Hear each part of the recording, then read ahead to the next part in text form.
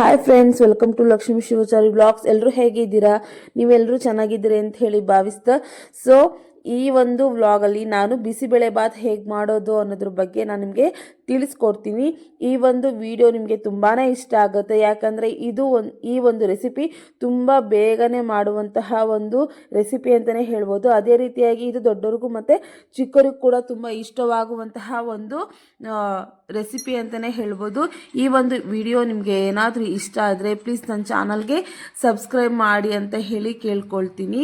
ಅದೇ ರೀತಿಯಾಗಿ like and share ಮಾಡಿ ಅಂತಲೂ ಕೇಳ್ಕೊಳ್ತೀನಿ. ಸೊ ಇದಕ್ಕೆ ಏನೇನು ತರಕಾರಿಗಳು ನಿಮಗೆ ಬೇಕಪ್ಪ ಅಂತ ಹೇಳಿದರೆ, ಸೊ ಕ್ಯಾರೆಟು, ಆಲೂಗಡ್ಡೆ, ಅದೇ ರೀತಿಯಾಗಿ ಬೀನ್ಸು ಬೇಕಾಗುತ್ತೆ. ನಂತರ ನಾನು ಮುಕ್ಕಾಲು ಲೋಟ ಅಕ್ಕಿಗೆ ಅರ್ಧ ಲೋಟ ತೊಗರಿ ಬೇಳೆಯನ್ನು ಮಿಕ್ಸ್ ಮಾಡ್ಕೊಳ್ತಾ ಇದ್ದೀನಿ. ಅಕ್ಕಿ ಒಂದು ಸ್ವಲ್ಪ ಜಾಸ್ತಿನೇ ಇರಬೇಕು ಬೇಳೆಗಿಂತ. ಸೊ ಇದನ್ನು ನೀಟಾಗಿ ಒನ್ ಟೈಮ್ ವಾಶ್ ಮಾಡ್ಕೊಳ್ತೀನಿ.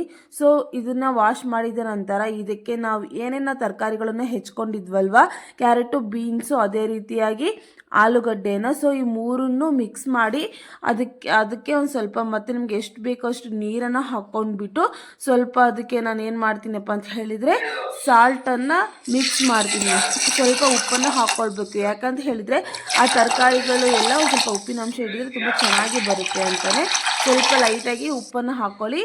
ಅದೇ ರೀತಿಯಾಗಿ ನೀರು ಒಂದು ಸ್ವಲ್ಪ ಜಾಸ್ತಿನೇ ಯಾವಾಗಲೂ ಹಾಕ್ಕೊಳ್ತೀನಿ, ಸ್ವಲ್ಪ ಜಾಸ್ತಿ ಹಾಕ್ಕೊಂಡ್ರೆ ಆ ಒಂದು ಬೇಳೆ ಅಕ್ಕಿ ಎರಡು ಚೆನ್ನಾಗಿ ಬೇಯ್ಕೊಂಡು ಬರುತ್ತೆ.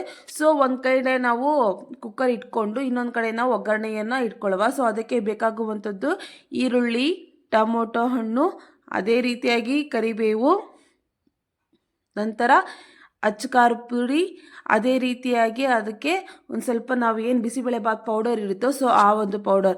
ಸೊ ಇಷ್ಟು ನಮಗೆ ಏನು ಒಗ್ಗರಣೆಗೆ ಹಾಕ್ಕೊಳ್ಳಿಕ್ಕೆ ಬೇಕಾಗುವಂತಹ ಒಂದು ಸಾಮಗ್ರಿ.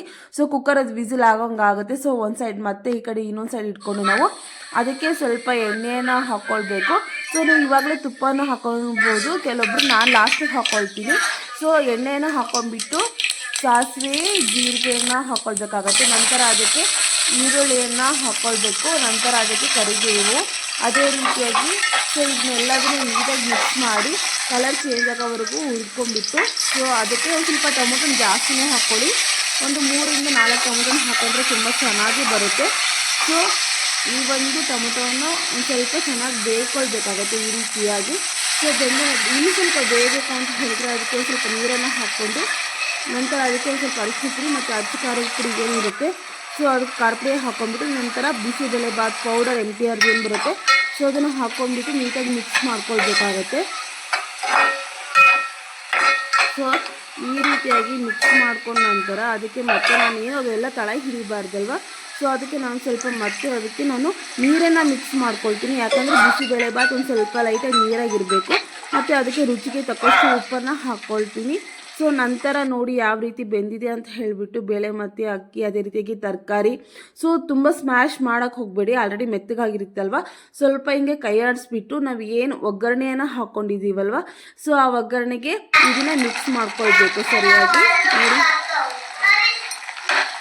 ಈ ರೀತಿಯಾಗಿ ನೀಟಾಗಿ ಮಿಕ್ಸ್ ಮಾಡ್ಕೋಬೇಕು. ಸ್ವಲ್ಪ ಅದು ಗಟ್ಟಿ ಅನಿಸಿದರೆ ಮತ್ತೆ ನೀವು ಅದಕ್ಕೆ ಒಂದು ಸ್ವಲ್ಪ ನೀರನ್ನು ಹಾಕ್ಕೊಳ್ಳಿ. ನೀರು ಹಾಕ್ಕೊಂಡ್ರೆ ತುಂಬ ಚೆನ್ನಾಗಿ ಬರುತ್ತೆ ಬಿಸಿಬೇಳೆ ಬಾತು.